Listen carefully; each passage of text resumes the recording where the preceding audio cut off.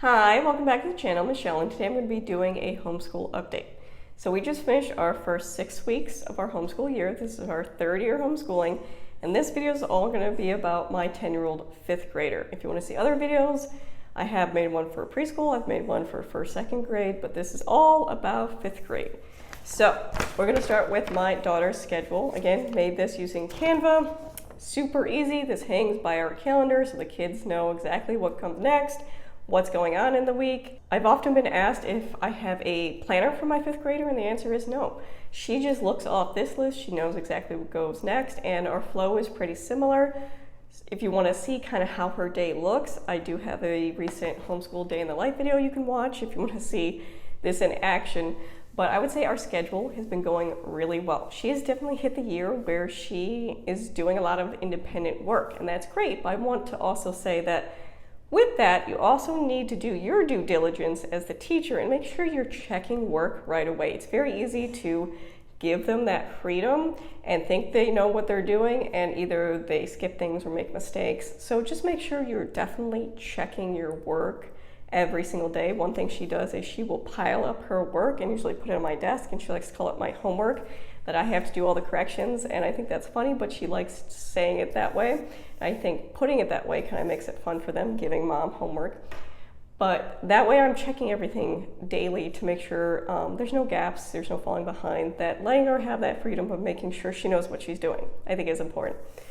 So other than that, the schedule has been going really well. We talked about it before the beginning of the year. She kind of talked with me about what she thought would fit well where. So for example, she didn't want to do French this year because she thought it would be too overwhelming with her schedule. So perfect. We took French out, decided our schedule, but the schedule has been going so far. And I think having my youngest child start at 8:30 and getting him done right away, and then having the rest of the day for my two older kids homeschool has worked really, really well. I was a little nervous adapting him into our homeschool this year, but it hasn't changed our schedule at all because I get him done before the older kids, which is nice. So let's go into her independent things, usually the things she does by herself. So this year we brought back Handwriting Without Tears. Again, I love this program. We've tried lots of different handwriting programs over the years, and this one we just come back to. It's the best. She's not one of those kids that wants to draw or doodle or color. She just wants to get it done. And last year we did not do any handwriting practice for her, and I noticed there was some sloppiness and some letter reversal. So I knew we had to bring back a handwriting curriculum. And I really do like this. This is fifth grade with Handwriting Without Tears. And a lot of the problems I was running into was a lot of the older grades had cursive, and she knows cursive. She needed to practice her print. She needed to get her print smaller, and she needed to slow down. And I have found a significant difference in her handwriting, that she's been able to shrink it down, and she's taking her time while she's writing her words, because if it's not legible, I make her rewrite it now, because she's at the age where I need to be able to read what she's writing. So I think this does a really great job. I like that it does have some basic practice in here, but it also has some questions. So for example, she had to capitalize things, and it goes over, a list of nouns, make a list of nouns, make a list of verbs, so parts of speech, as you can see here. So it's not just simple copy work or handwriting. It does have some different activities in it with it as well, but you can see here, she doesn't want to do the doodling or the fun crafty stuff. She just wants to get it done. And there's nothing wrong in homeschooling with just getting it done. It doesn't have to always be fun and pretty. So she's definitely let's get it done, not fun and pretty. So handwriting's been going well. We will continue with that book. So every week I have her switch off between a Sadler vocab and word ladders. So word ladders I just printed free online. It's just a free PDF that I downloaded. I'll link it down below for you. I believe this is the 4th to 6th grade, but she's been enjoying this.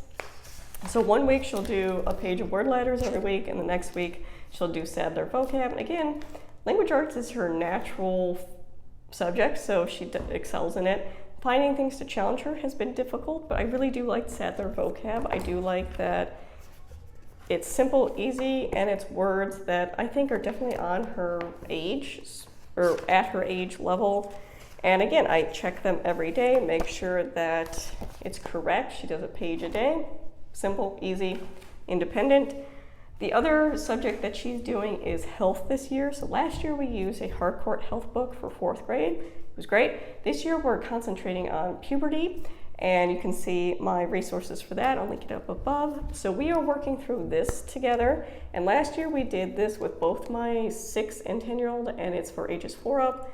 This one is for ages 7 and up, and it does go over different subjects. So it just really goes more into depth than the previous years, and it's really been nice. It's brought up some really good conversation. This is not an area that I want to be awkward or secretive or we can't talk about. Very open, honest conversations in my house. We often have conversations over the dinner table about this kind of stuff. So we are very open-minded in this house. And I really do like that it goes over male anatomy, female anatomy, and then goes into sperm, egg, how baby's made. It also goes into pregnancy and just a little bit more detail. So for example, what's love? What are the different kinds of love? Different things like that. It's not just about that one topic that everybody doesn't seem to want to talk about.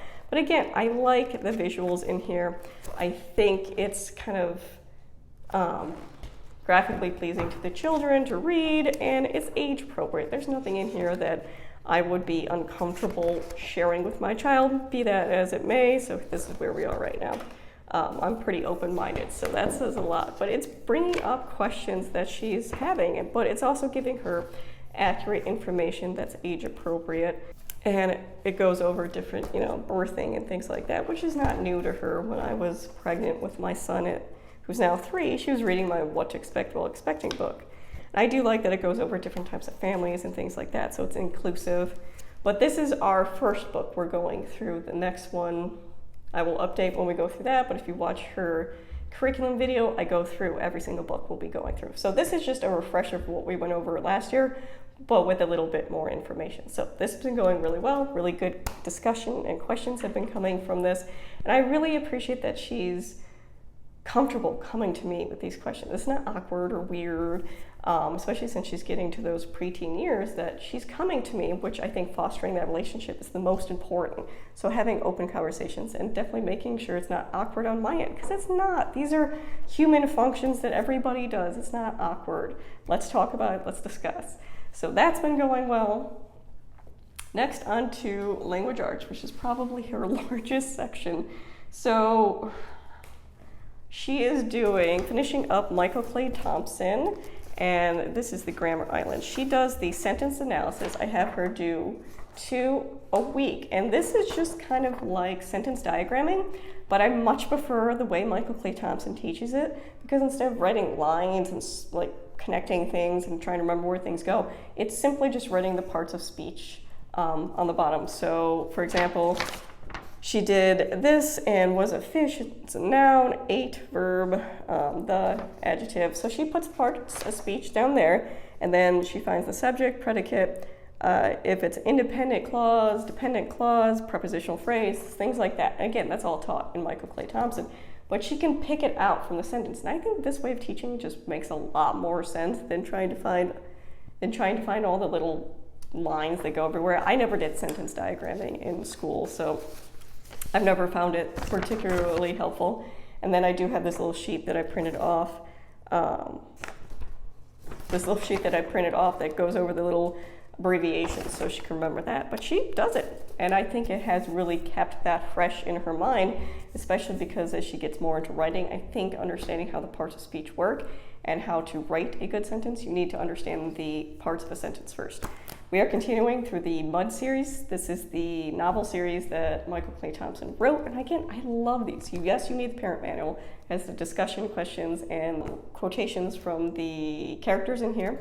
But I really like what we're going through in this. And for example, we recently talked about the difference between fact and opinion. And I love Michael Clay Thompson's spin on using different animals that talk about different parts of a sentence and different grammar rules. And he just talks about that in a very out-of-the-box sort of way, which I get doesn't work for a lot of kids, but works wonderfully with my kid. And the animals were talking about how this red fog came in and it clouded their judgment, and all the animals were stating opinions that they said were facts. And the fish was trying to say, no, that's an opinion, that's not a fact, and going over that discussion. And I was like, yes, that's exactly what I want.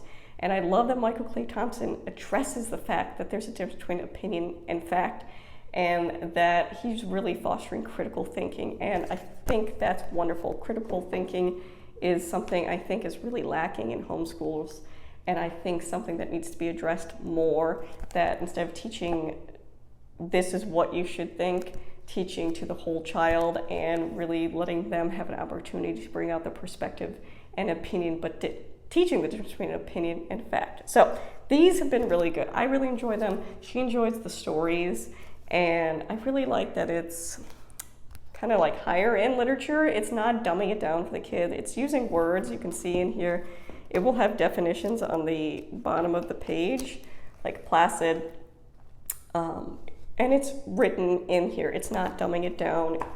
I believe it's made for more advanced children, but I like that Michael Clay Thompson's recognizing that children are able to be at a higher level, that it doesn't always need to be super simple when broken down. So I like that. And she's been enjoying Michael Clay Thompson. She's doing Lightning Literature grade 5. She has finished 2 books so far, and again, she reads these independently. She finished the My Name is Malone and Holes, and I really like the book selection in Lightning Literature. I think it's spot on for the grade level, and she can obviously read this with no issues. I really like that it's written to the child, so it's really taking on that independent. She does a lot of this independently. As you can see, here's the checklist. So every day she has a section she reads, she has a couple comprehension questions, and then she has a quick grammar section. And as you can see here, the grammar section is written to them too. She'll do some of this independent. If she gets confused with the grammar section, she will ask me and we'll go through it. And so there is sentence diagramming in here, but I have her just do the Michael Clay Thompson analysis instead of the sentence diagramming.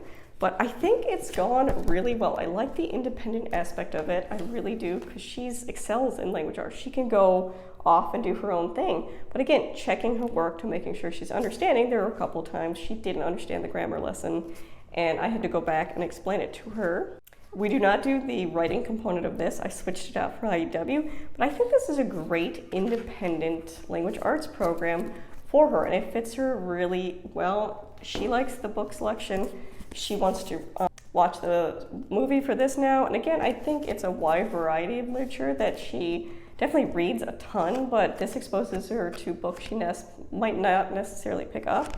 And I do like that it includes poetry, because she really enjoys writing poetry. So again, this has been going really well. Lightning Literature has always been great for her. So we continue with it. So as I said before, we don't do the composition work with Lightning Literature. We switched out for IEW.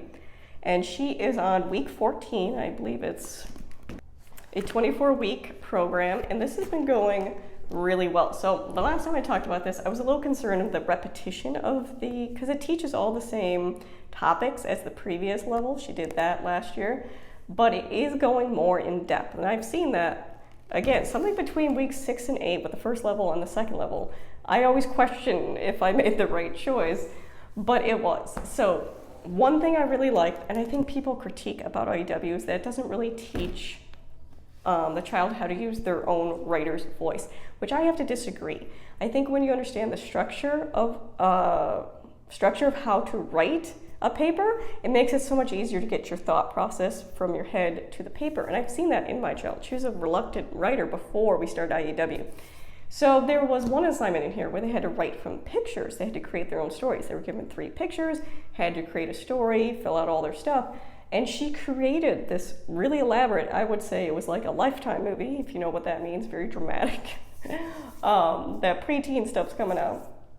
But she was able to create an entire story and characters and dialogue because she had the structural outline to work from. And again, this could be working on different kids. But for her, structure and having scaffolding with her writing makes it so much easier. If she just has to plug in the information where it goes, that makes it so much easier. And she does have a writer's voice. So for example, this coming week, she's going to be writing a research report on a country. So she chose Japan, and her subtopics are the food in Japan, the architecture, and then video games. So she went to the library. She checked out books that cover these areas. We went through some accredited websites that I think would be useful for her, and she printed out some articles.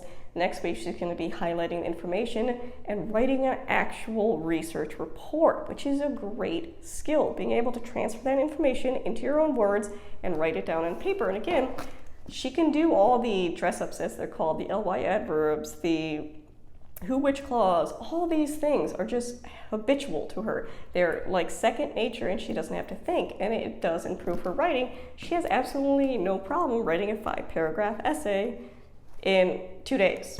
She usually splits, I think this is a 4-day program. Yes, and she usually splits it into a 3-day because she's just so used to it. I do like the video instructions. I think it does a really good job. She thinks Andrew Pudewa is funny. He's got that like dad humor to him. But it works. It's something that she can do without my instruction. And personally, I really like it because I was never taught how to write well. And it's one of those things I really regret. And I didn't realize I didn't write well until I hit college and read my peers' work and realized, oh wow, I don't know what I'm doing. So I think having this really good foundation and building upon it every year has been really beneficial to her. And it's made her a really confident writer to the point where she's comfortable writing her own stuff. She does prefer to write poetry in her free time, but she's fully capable of writing stories or research reports or informational things because of this program. So that is all of language arts. Let's go into math. So she's finishing up the 3 dimensions, Singapore dimensions, and yes, she's in 5th grade, finishing up level 3.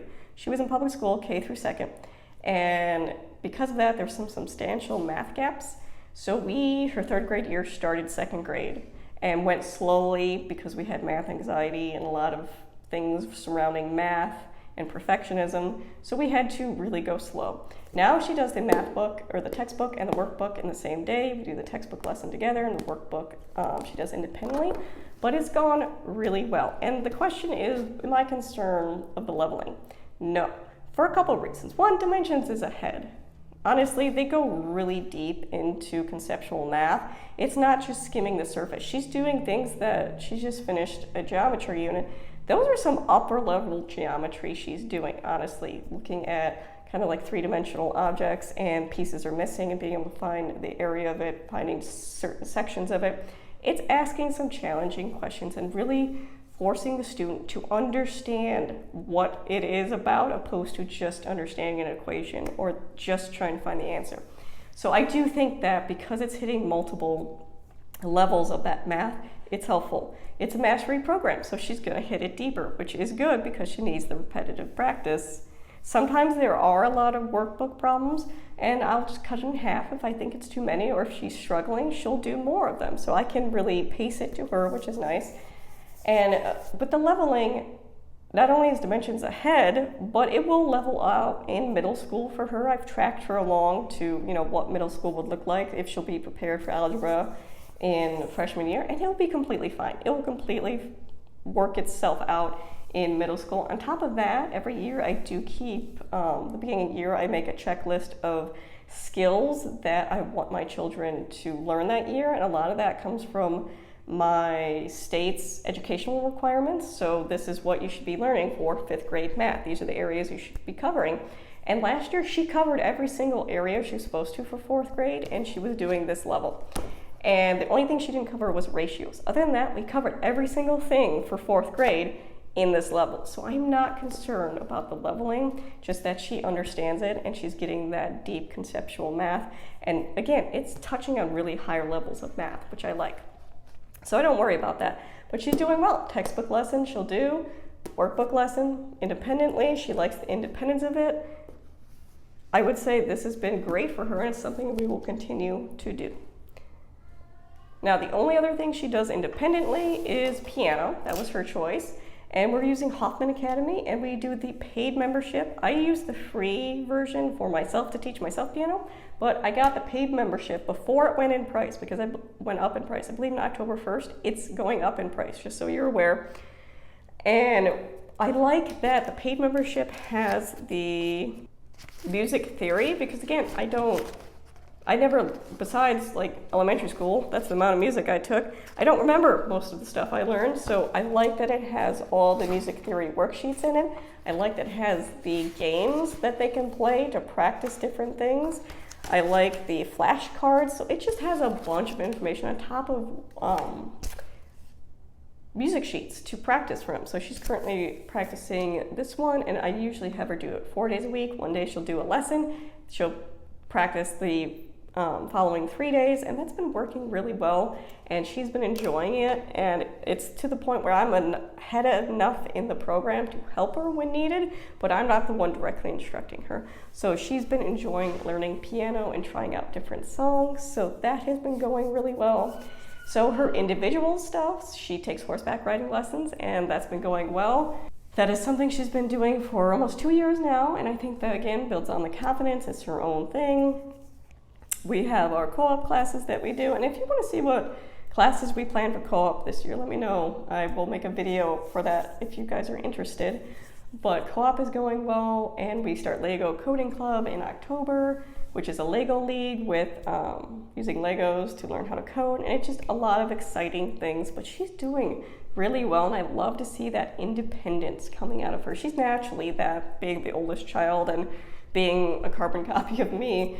She's very naturally independent, but seeing that in her schoolwork and her taking it on and doing a really good job with it and managing her time and figuring out, with like IEW, how she can, I give her the sheet and she figures out what day she's going to do what. If she wants to write 2 paragraphs in a day, if she wants to write 3, she can do it. Having that voice in her work, that say in how she handles things, I think is really good, and a really good life skill, really. Instead of always having someone handing you something or telling you what to do, that's not what being an adult is. You have to do a lot of things, so there's not a lot of hand-holding, which is nice because she doesn't need it. She still needs me to supervise, absolutely. She's still in 5th grade, but she's getting to the point where she can do a lot on her own, and it's really nice on me because I got 2 other kids I get to teach now. So it's been going really well. Any questions, leave them in the comments below. If not, thank you for watching.